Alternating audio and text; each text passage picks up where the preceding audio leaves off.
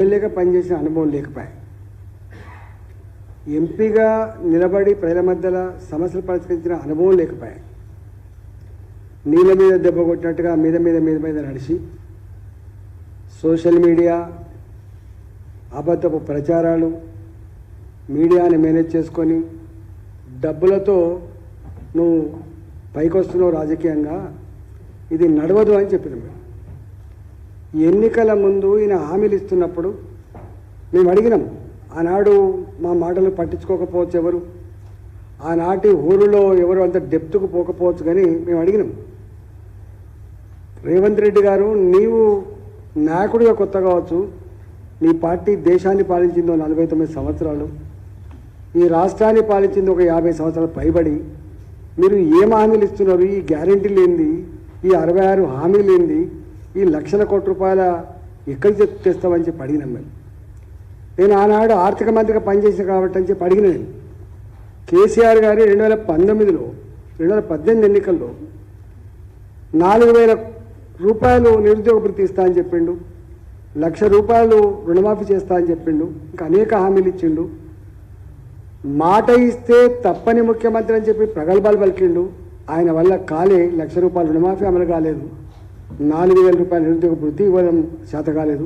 మరి నువ్వెట్టిస్తామని చెప్పి అడిగినాం. ఆనాడు చాలామంది ఆలోచించాలి. ఇవాళ అర్థమైంది.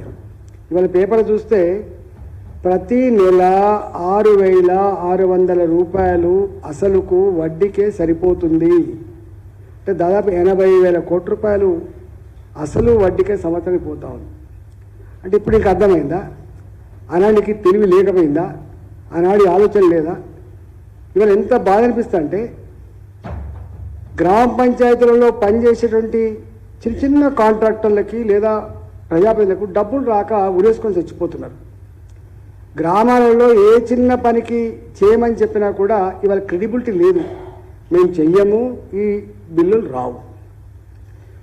R&Bలో కానీ, పంచాయతీరాల్లో కానీ, మున్సిపాలిటీలో కానీ ఎక్కడికి వచ్చిందంటే, గవర్నమెంట్ టెండర్లు తీసుకోవడం అంటే సూసైడ్ చేసుకోవడమే అనే పరిస్థితికి వచ్చింది.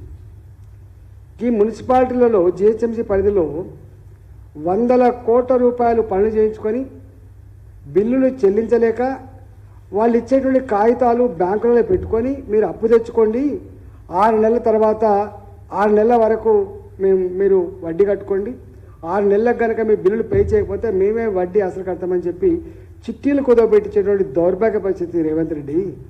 ఇవాళ నీ వాలకమేందో ఇవాళ అర్థమవుతా ఉంది. ఇంతకుముందు మా విశ్వేశ్వరుడు చెప్పినట్టుగా వాస్తవంగా ఇవాళ సొమ్ము ఒకరిది సోకొకరిది అని అన్నాను, కానీ కేంద్ర ప్రభుత్వం ఖర్చు పెట్టిన ప్రతి పైసా అయినా, రాష్ట్ర ప్రభుత్వం ఖర్చు పెట్టే ప్రతి పైసా అయినా ప్రజలు కట్టిన పనుల డబ్బులే కావచ్చు. కానీ ఇవాళ కేంద్ర ప్రభుత్వం కనుక ఈ మాత్రం సపోర్ట్ చేయకపోతే ఇవాళ బతుకు లేదు. నేను 100 సార్లు చెప్పిన, నీకు దమ్ముంటే చెప్పు, ఎక్కడంటే అక్కడ చర్చ పెట్టుకుందాం.